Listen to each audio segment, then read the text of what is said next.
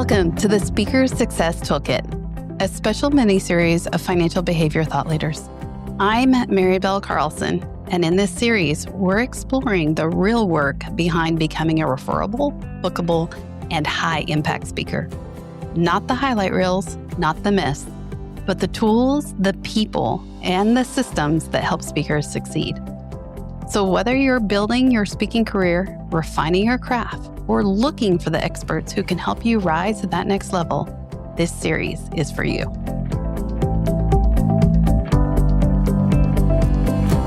Welcome to the Speaker Success Toolkit. This mini-series is a limited time series hosted by financial behavior thought leaders, and I'm Bell Carlson.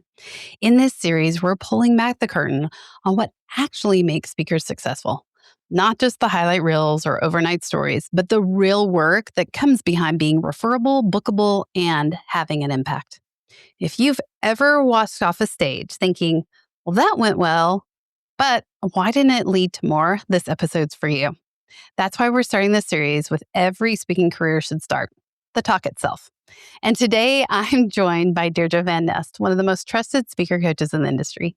Deirdre helps speakers turn ideas into signature talks that are clear, compelling, and memorable.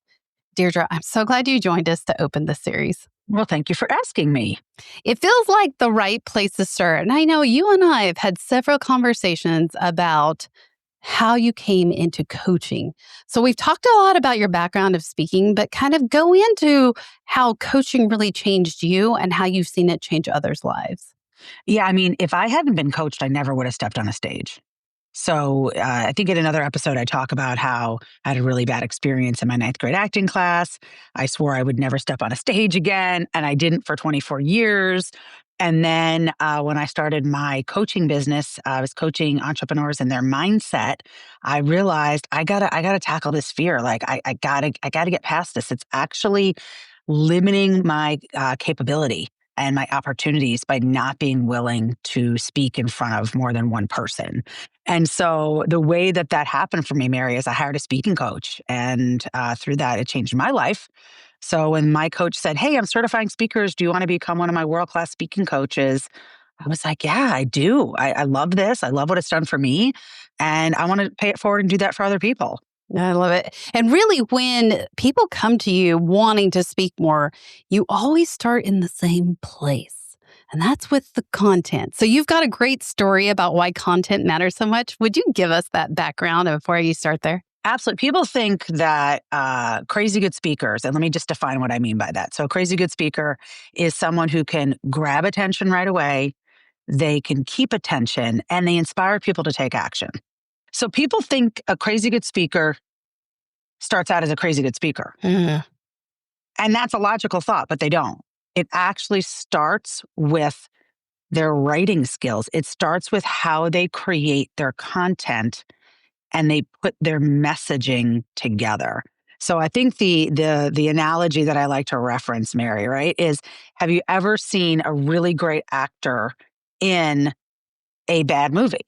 Mm-hmm. And the answer is yes. So we've all seen great actors in a bad movie. And the movie that I love Will Smith. Okay. I think he's great. And so there's a movie that he did back, I think it was in 2014 called After Earth. And nobody's heard of it. Nope. Because it was crappy. Yeah. It was a crappy screenplay. And so here's the thing. The actor can never rise above the level of the screenplay. So if the writing is not good, they can't deliver their way out of it. And it's the same for speakers. If our content is not put together in a way, if it's not structured in a way that is going to hit those marks, right, of grabbing attention, keeping attention, inspiring action, the strength of your personality or delivery skills will only get you so far. But on the flip side, you might be a less charismatic person. I have worked with less charismatic personalities. And together, because we develop their content creation skills, they're able to knock it out of the park when they get on stage. Well, and that makes so much sense because those that do have really strong skills sometimes just rely on the skills only and don't depend on the actual breadth and depth. I love that thought that the actor never rises above the level of the screenplay. And that's true of a speaker, right? If your content isn't good, it doesn't matter how gifted you are. Yep. You're just not going to knock it out of the park. No, and let me add to this. Let me add one thing to that. So the content could be good content, but if it's not structured right, that's where they have the problem. So what most people, when they think about speaking or speech, they think about content and delivery, right? I've got good content and I know how to deliver it. Those two things do not equate into a crazy good speaker, because in the middle is this thing called structure. So you've got to take that content, that interesting, good content, make it interesting to the listener, because it might be fascinating to you. But a lot of times our topics are not fascinating to our listeners. We have to make it fascinating. That's where the structure comes in, and then we deliver it. Does that make sense? Totally. And I want to hear from a speaker that came to you with lots of really good content, but then really left with a signature talk. What did that look like? Oh, I would say one of my favorite stories is about my client, Sheldon. So he's a financial advisor, successful in his business, came to me and he was basically like, Deirdre, I just delivered a presentation and it bombed. Like, that can never happen again. Mm-hmm. Okay. And if you've ever bombed a presentation, you know what that's like. Yep. Yeah. And, or just didn't do so great. I mean, it's a terrible, terrible feeling. Right. So Sheldon he had good content, right? He had content that could really help his listener, his audience, content that they needed, but it wasn't structured in a way that was engaging and as relevant to them as it could have been. So for him, I said, well, what does bombed mean? He said, well, they weren't really engaged. I left, I wanted to set appointments and I didn't set any appointments. And he just didn't feel like that synergy, that kind of energy that one wants to feel when they deliver a presentation, right? And then he didn't have the back end reward that a lot of us and a lot of advisors in particular want when they're delivering a presentation. So what we did was we took that same content, Mary. It was the same basic principle of content, but we taught him how to structure it in a way that would be persuasive, that would make the emotional connection, that would really engage the audience. And once he had that, the presentation he delivered, it was just 4 months later. Yeah, it was January to April, 4 months later, was vastly different. I got a call from him after, and he said, this was so different. It was unbelievable. I had them from the first words out of my mouth. They were engaged the entire time. Before I left the room, I had 10 appointments on my calendar, and they invited me back to speak again. I love that. No, that totally makes sense. And really that feeling you get when you're like, I have it. I know it, right? That you're not having to refer back to notes or trip over your own stuff because you don't remember where it went, but you're just solid in that foundation, makes it what we call a lot of times the referable speech. It gets referred again and again and again because people know that's what they want to hear. Yeah, and you have to make your content persuasive and emotionally engaging. I mean, that's the bottom line. Mm-hmm. That's the bottom line, because people don't make any type of decision based on logic. They based on emotion, and then they back their decision up with logic, right? So if you want to be captivating and inspiring, you got to hit them here. So how do you do that? Give us one tip. It's a process. It's weaving story, analogy, what we call experience through your presentation. So it's you keep the energy moving, right? So you never go into lecture mode. You keep the energy moving, and you weave in things like stories, analogies, very pointed questions, activities, role plays, props, videos. You weave those things throughout the content so that it feels like this integrated experience rather than a lecture. And this is where the training comes in. Like, if you were to say, we were talking beforehand, like, why would someone want a speech coach? This is why you'd want a speaking coach. Most of us, myself included, we do not know how to do this on our own. This takes a whole new level of skill. Well, and it also takes someone from the outside looking in and seeing what you don't see yourself. I think that's what as coach is going to see every time is they've done it, they know it, and they can see areas and viewpoints that you're never going to catch. No matter how many times you rewatch it, you won't know how to restructure it and get that outside in help. Absolutely. And even if you're a great speaker, like I have many clients who are actually really, really successful speakers, great speakers. But when they train with us, they're like, oh, wow, I didn't realize I'd kind of hit a ceiling for the reason that you're talking about right there. They didn't necessarily know what places in the speech to look at to make it better.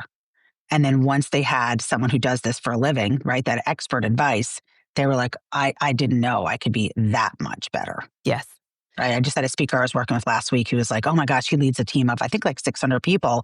And he wants to be better because he knows that that's a big job to be, leading 600 people. And so he wants to be the very best that he can be. He also would like to deliver keynotes. And so he did a team. He had a Christmas party, and I did like a 5-minute team, kind of like inspirational type of speech. Yeah. And it was the first time that he had really prepared and didn't just rely on his personality and wing it. And he said, oh my gosh, I got so many texts afterwards of people telling me how great it was, how inspired they were. And so everybody can benefit from outside expertise. Well, and I think it makes a big difference having that. That's kind of what takes it from good to great, is having that outside expertise, but also knowing what to add and what to structure, how to reframe. Often I find with speakers is they'll start, let's say, with a breakout, right? And a how-to, 1, 2, and 3. This is how you fix XYZ problem, and this is how to do it in 3 easy steps, which is good.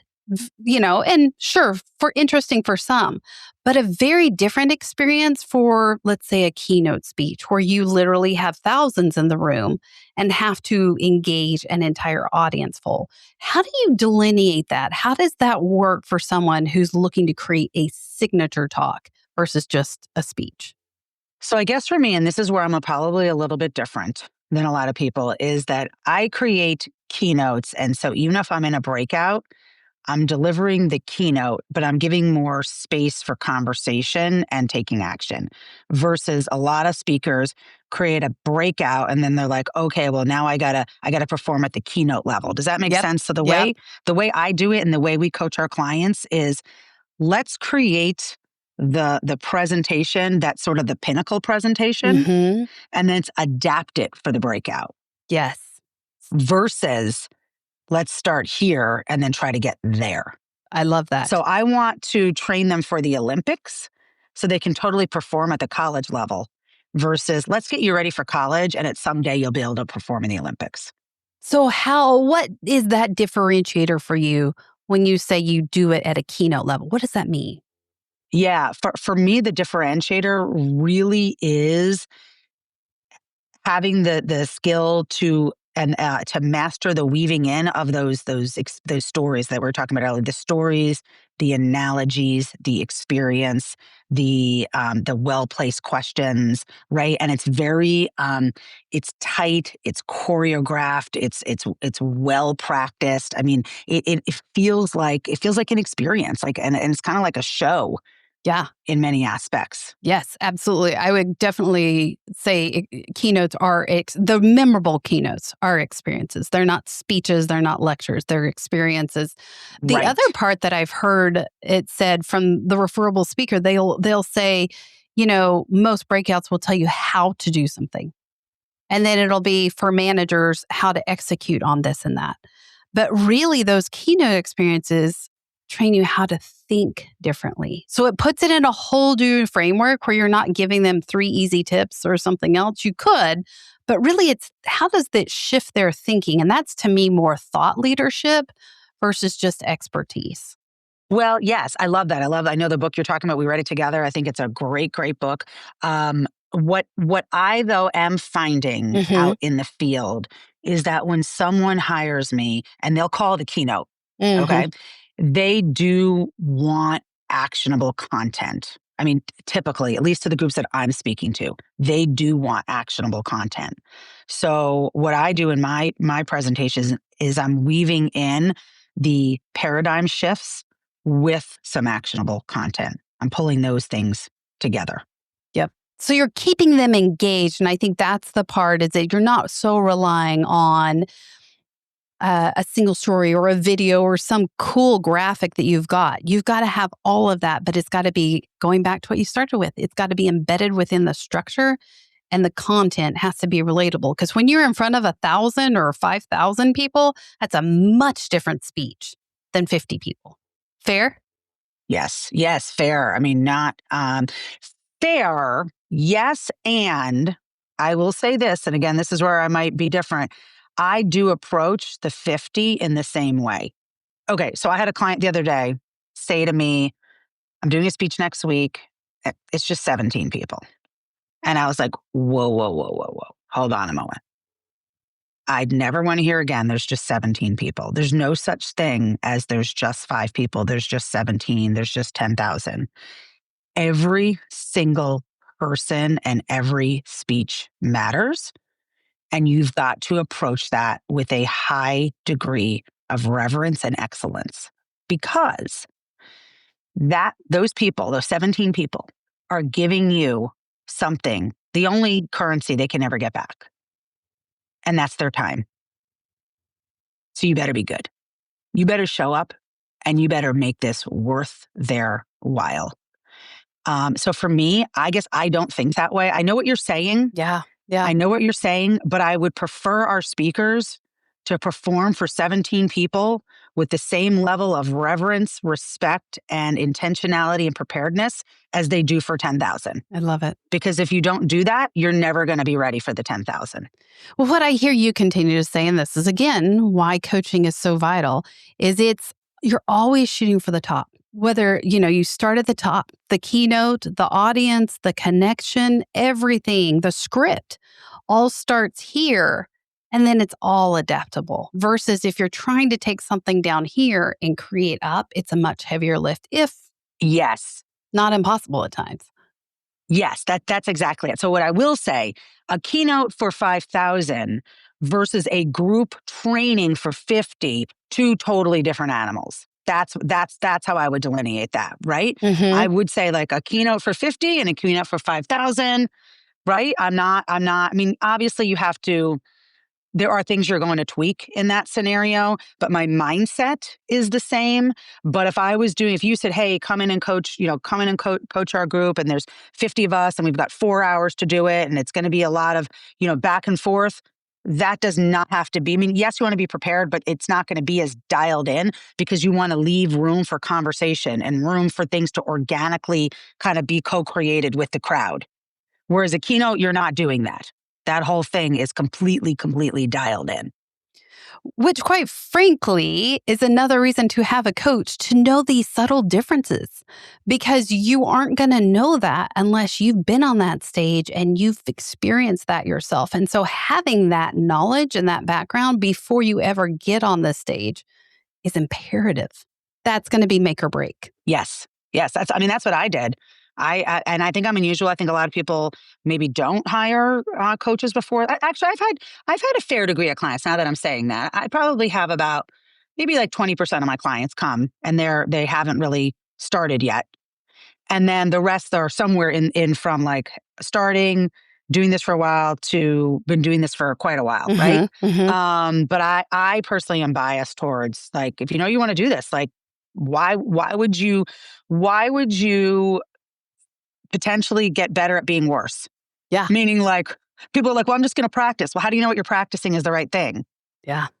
Right. And then you're you're reinforcing habits that might not be the right ones. So just start now. Start at the beginning of the journey. Yeah. And then you don't have to unlearn the things that you've been stuck and set. Exactly. It's easier to start fresh. I love that. Okay. So if we have a speaker listening now and they just feel stuck and unsure in their talk, what's one thing you would tell them to help them get them unstuck? Yeah, let me give you a formula because I keep talking about creating this experience, right? So let me give the formula that I created for making it an experience. Would love it. Would that be helpful? Please. Okay. So it's an acronym. It's called CETA. So CETA. Okay, so I'll run through it and then we'll talk about how to use it. So C is you want to be conversational with your audience. So you don't want to talk like, oh, speaker person, right? Like turn into speaker person. You've probably seen that, Mary. I know I did that back in the in the beginning of my career where I felt like I had to be like this. Yeah. Right? Yeah. It's just like this odd elevated person versus like, I'm like this on the stage. How I am now is how I am on the stage, right? So being just conversational, being yourself, a polished, right, version of yourself, but you're being yourself and talk like you're talking to one person having a cup of coffee, right? I mean, the best thing that can happen is every person walks out saying, wow, I felt like Mary was talking directly to me. That connection. that connection. Yeah. And that's not going to happen if you're like above them speaker person, right? So talk to them like your friends having a cup of coffee and use the singular word you as much as possible. So instead of lumping everyone in a big group and saying things like, how many of you, everybody, has anyone, ladies and gentlemen, each of you, don't use words like that. Raise your hand if you, have you ever done this? How are you today? Use the word you, the singular you, as much as possible. The more you use that word, the more connected they're going to feel to you. So give us an example. So if I wanted to know how many of the people in my audience ate a hamburger this week, what I'm likely to do is say, how many of you have eaten a hamburger? Or who here has eaten a hamburger this week? You don't want to ask it that way because I've just lumped everyone into a group. Yep. So instead, I would say, raise your hand if you've had a hamburger this week. Oh. Or have you had a hamburger this week? Right? See how I'm talking to one person? Mm-hmm. Mm-hmm. So you want to phrase your questions, your comments as if you're just talking to one person. And that way you're really getting that engagement that you were talking about earlier, that connection. And you're connecting because other than someone's actual name, the word you is going to be like the next most important word in their vocabulary. Then they see themselves in your speech. Correct. Exactly. So that's the C, be conversational. Okay. And don't use industry jargon. Really, if you have industry jargon in your industry, and we have a lot in financial services, you gotta, and even the words that you take for granted, trust me, a lot of them are jargon. So you want to ask someone outside the industry to check that for you to make sure you're not using jargon. And so if a 10-year-old can't understand it, get rid of it. Get rid of it. Yep. Get rid of it, right? So even words like portfolio or accumulation, decumulation. Yeah. You actually want to say them in a way that a 10-year-old would actually say it. Yes. Okay. So there's that. So then that's the C, Okay. be conversational. Then there's the E, and the E is creating the experience. And this is where you want to take your content, you take your facts and your figures, and you're going to weave what we call anchors throughout. Anchors anchor the content in the heart, in the soul, in the mind of your listener. So this is a list of anchors. I might have forgotten some, so if there's some you want to add, but the main ones are going to be stories, analogies, activities, props, videos. Like those are all acronyms, right? CETA formula, that's an anchor. Those are all great anchors. So take your facts and figures and weave these anchors throughout them. That's going to make it sticky. That's going to make it emotionally connected. Love it. What's the T? The T is getting people to think. And this is my secret weapon for engagement. So I'll do presentations where they don't get to ask me a single question, and they'll come up to me afterwards and say, that was so engaging. And they didn't ask me anything. Okay. And it's because of my T. So the T means get them to think. You do not want lazy listeners in your audience. You don't want to just spoon feed them everything. So there's two types of thinking questions. There's thinking questions that get them to think about their own life in relationship to your content. Okay. Yeah. So let's say I was talking about opening with a bang. That's one of the things I teach is that you want to open the presentation with a bang in a way that's going to grab people right away, right? I might say something like, have you ever been to a presentation, listened to the first couple of words and thought, oh my gosh, this is going to be so boring. What'd you do? Tune out. You probably picked up your phone. Yep. You started scrolling, yep. Right? Okay. So that is asking you a question about your own personal experience as it relates to the content I'm teaching. Yep. Right? I'm getting you to think about your own life. Yep. Okay. So that's what I call a T1 thinking question. A T2 thinking question is when you take statements of fact and turn them into questions. So instead of just spoon feeding people facts, you actually turn some of those facts into questions. And this is how you get a lot of engagement. So it might be something. So here's one. how long do you think how long do you think someone will give you before they decide to tune you in or tune you out? 10 seconds. Okay. So then she says 10 seconds. If I'm in an audience, I'd have other people calling out 20 seconds, a minute, Sure. whatever. Right. And then I'll say, yeah, if you can believe it, it's 5 to 30 seconds. And if it's on video, it's even shorter. It might be like 4 seconds. Think about yourself when you're watching videos. Yeah. So I could have told you that, Mary. I could have said it takes 5 to 30 seconds, but instead I turned it into a question. Right. Well, and you saw my reaction, like my natural reaction, even though in this case, I'm kind of like hosting this. I'm like, well, I got to answer the question, right? Because I was so engaged with what you wanted me to say that I didn't even hesitate. It just came right out. Right. So that's the way I always call it. That is my secret weapon for engagement. I love it. So particularly when I'm on virtual, I love it. I get them typing in the chat the entire way through.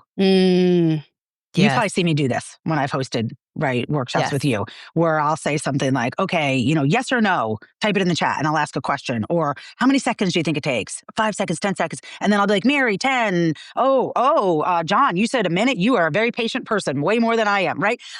And so I'll be engaging with them through the chat by them typing things in. Love it. Yeah. So that's the T. And then the A is application. Give them something tangible to change their life. I always like to give people, I always want people, because I know they're giving me something they can never get back, again, their time. I always want people who leave my presentation to say, you know what? I'm so glad I spent that time with Deirdre because I can now do XYZ to make my life better, make my business better. So even if I never see them again, they never hire me again, I never work with them again, I want to know I left a mark and I made their life better. Does that application always come at the end? Not necessarily. No, it could be woven in somewhere into the presentation. Going back to the structure. And this is where the art comes in. Yeah. Yeah. This is where the art comes in, where you're like, oh, okay. Yeah. Point number 1, this is where that application would be. Oh my goodness. This has been so great. Thank you so much. And I think I can see now too, why do you need a coach? Well, because not only is it just about giving some feedback and tips and ideas, but it's systematic to the whole foundation of what you're building. And so it's so important to start. And I'll just reverberate that. Without that good content, without that structure, it's not, I think a lot of times I hear, well, you do so much to get up on stage, but they don't see all the reps, all the mistakes, all the things in the back end. They just think, well, you're giving a 1-hour keynote speech. And what you're talking about is really the hard work that comes into play in getting up there and showing it. And nobody sees that behind the scenes. They just think, oh yeah, you get up there and you rattle it off. But really the best speeches have put in hundreds and hundreds of hours worth of work behind it. And that's how we get paid so much. People think, oh my gosh, wow, you get paid that for 1 hour. And it's like, no, it's not really 1 hour. Yeah. Right? It's the breadth and it's the depth and it's so much that goes on. I love this. Yes. It's the 500 hours that went into that 1 hour. Yes. Well, Deirdre, you've done such a good job setting our foundation for this Speaker Success Toolkit. And we really appreciate it. If somebody said, hey, I really want to reach out to Deirdre, how would they connect with you? Yeah, just go to our website, crazygoodtalks.com. And if you click on the speech coaching page and you want to have a conversation with a member of my team, you can just click on the schedule a strategy session button there. And we'd love to chat with you, see how we can help you. Love it. And we'll make sure to include that link in the end notes. Before you ever deliver, before video, before websites, it's worth talking and having a coach. If you want to work alongside other speakers and refine your message, practice your craft, and network with other speakers, you can learn more at the FBKG community, financialbehaviorkeynote.com/community.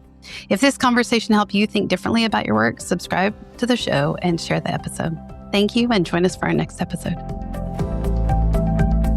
Thank you for joining us for this episode of the Speaker Success Toolkit. Inside the FBKG community, we take conversations like this even deeper, giving speakers access to coaching, practice labs, workshops, and a supportive network of professionals who want to grow together. So if you're ready to sharpen your craft and strengthen your platform, you can learn more at financialbehaviorkeynote.com/community.